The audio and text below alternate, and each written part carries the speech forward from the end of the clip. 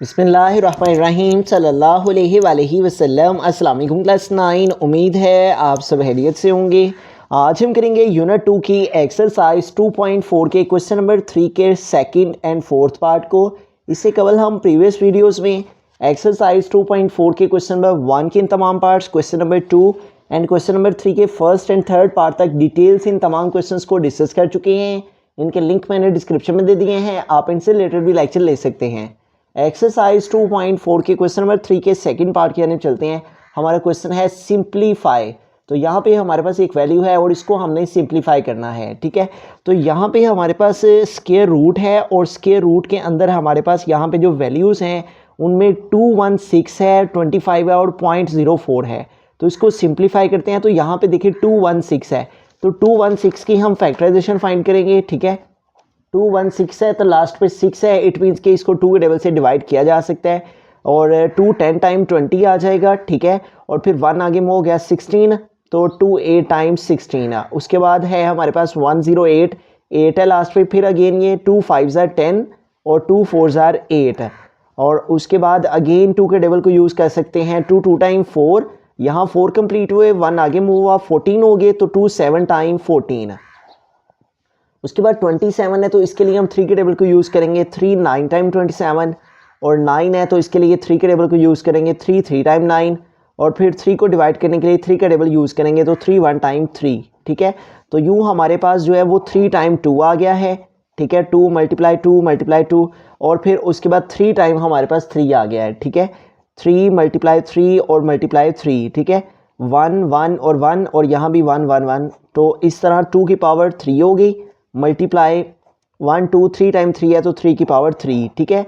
216 के लिए हम क्या करेंगे, 2 की पावर 3, क्योंकि 2 3 टाइम आया है और 3 की पावर 3 के 3 भी 3 टाइम आया है, तो इसको हम 216 की प्लेस पे लिख देंगे, 2 की पावर 3 और मल्टीप्लाई 3 टू द एक्सपोनेंट 3, ठीक है।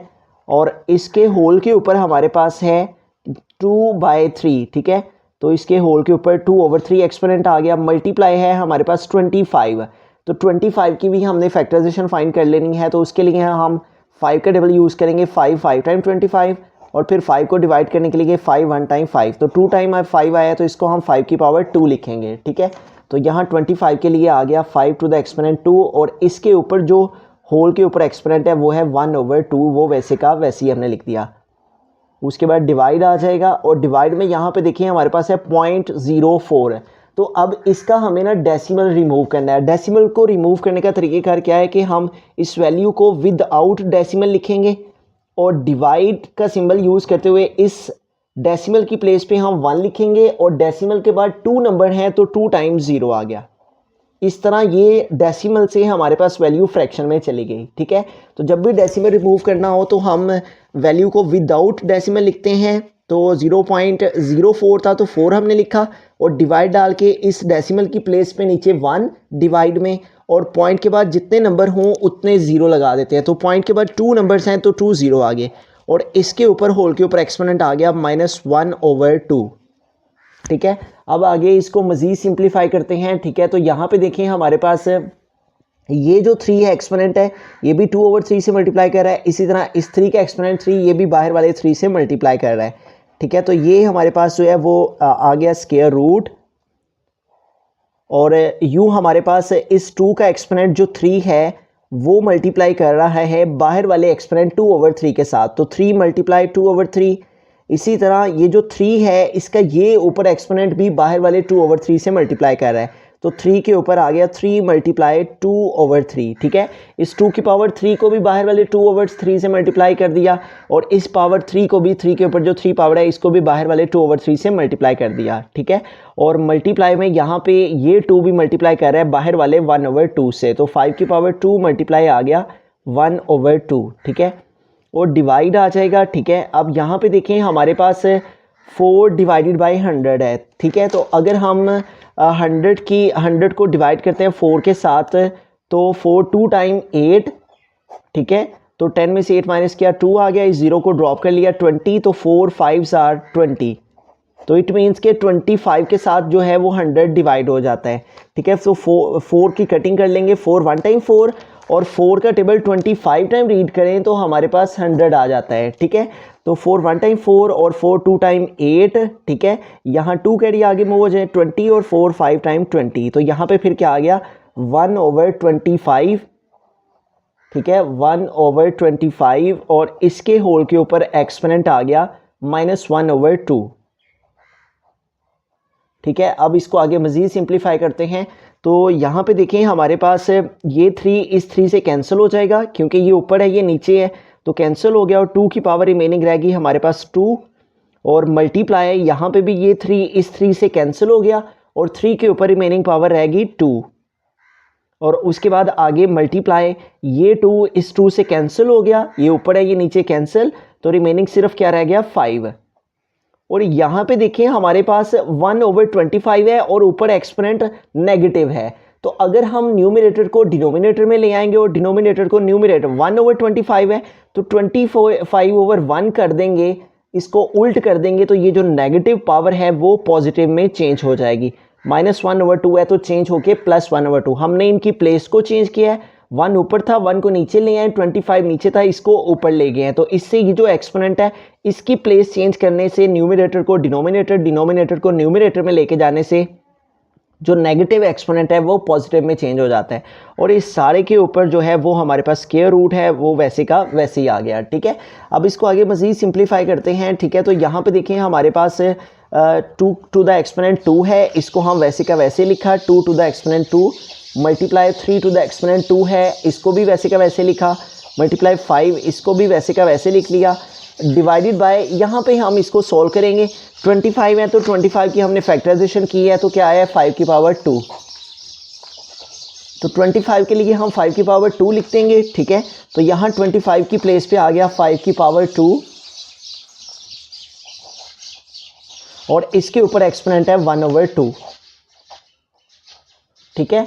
तो ये जो नीचे 1 है इसको इग्नोर कर दें क्योंकि किसी भी नंबर का जो डिनोमिनेटर शो नहीं हो रहा तो उसका 1 होता है, तो उसको लगाने की ज़रूरत नहीं है। और इस सारे के ऊपर हमारे पास है स्क्वायर रूट, वो वैसे का वैसे ही लगा रही है। अब इसको आगे मज़ीद सिंप्लीफाई करते हैं, तो यहाँ पे देखें 2 टू द एक्सपोनेंट 2 लिखा, मल्टीप्लाई 3 टू द एक्सपोनेंट 2 लिखा, मल्टीप्लाई 5 लिखा और डिवाइड में हमारे पास ये 2 मल्टीप्लाई कर रहा है बाहर वाले 1/2 एक्सपोनेंट के साथ, ठीक है।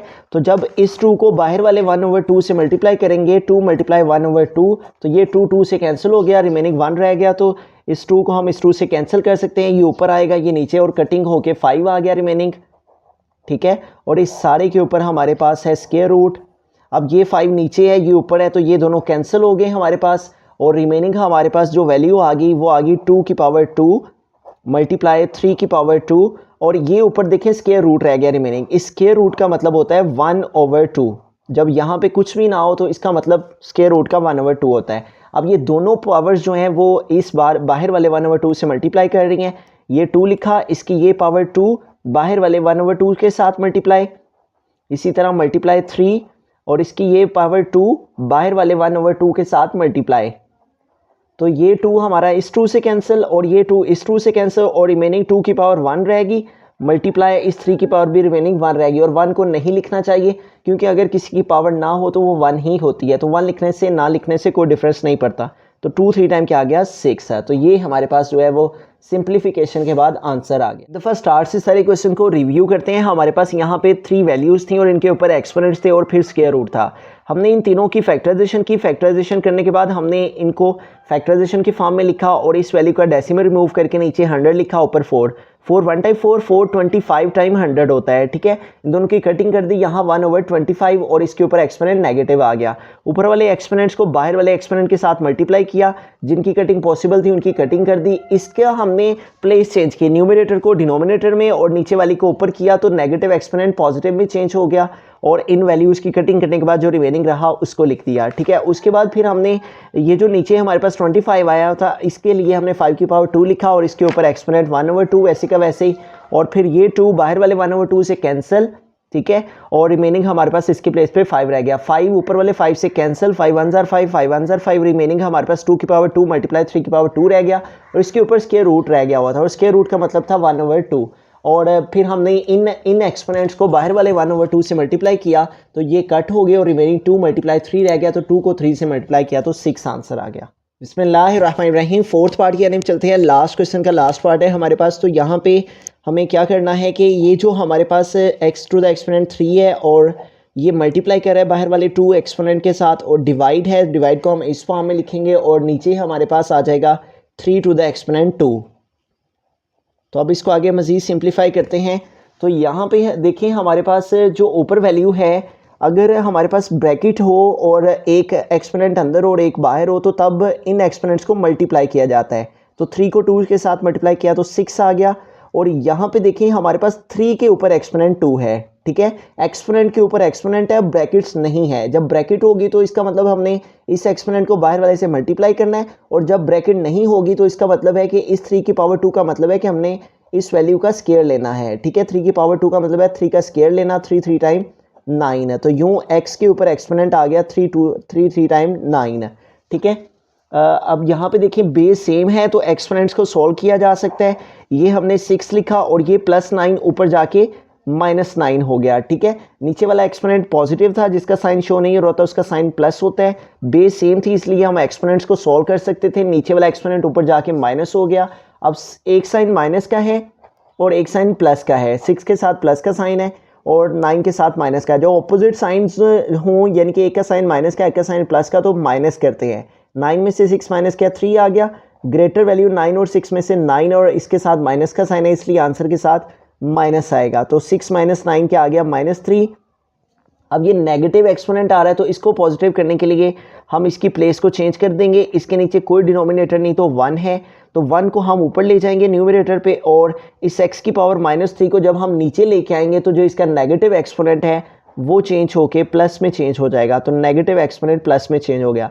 तो यूँ हमारे पास आंसर आ गया 1/x टू द एक्सपोनेंट 3, ठीक है। तो इस क्वेश्चन में हमने क्या किया है, ब्रैकेट थी तो इसका मतलब 3 को 2 से मल्टीप्लाई करना है, और 3 का स्केयर था तो इसका मतलब 3 का स्केयर लेना है, और वो 9 आ गया। 3 2 ज़ार 6 और इस 3 का स्केयर लिया तो नीचे 9। अब ये +9 ऊपर जाके -9 हो गया। बेस सेम हो तो एक्सपोनेंट सॉल्व किए जा सकते हैं। 6 में से 9 माइनस किए -3 आ गया। इसको पॉजिटिव करने के लिए हम नीचे ले आए, ऊपर 1 ऊपर चला गया और ये वैल्यू नीचे आ गई। इससे नेगेटिव एक्सपोनेंट पॉजिटिव में चेंज हो गया और ये हमारे पास जो है वो फाइनल आंसर आ गया। दिए गए लेक्चर में अगर आपको कहीं कोई कन्फ्यूजन हो, आप वहां से उसका स्क्रीनशॉट लेकर हमें इंस्टाग्राम पर मुशाहिद अली ज़फ़र के नाम से सेंड करें। हम इंशाल्लाह जहां तक पॉसिबल हुआ आपकी ज़रूर रहनुमाई करेंगे। मज़ीद इस तरह के इन्फॉर्मेटिव लेक्चर्स के लिए आप इस चैनल को सब्सक्राइब कर सकते हैं। थैंक यू, अल्लाह हाफिज़।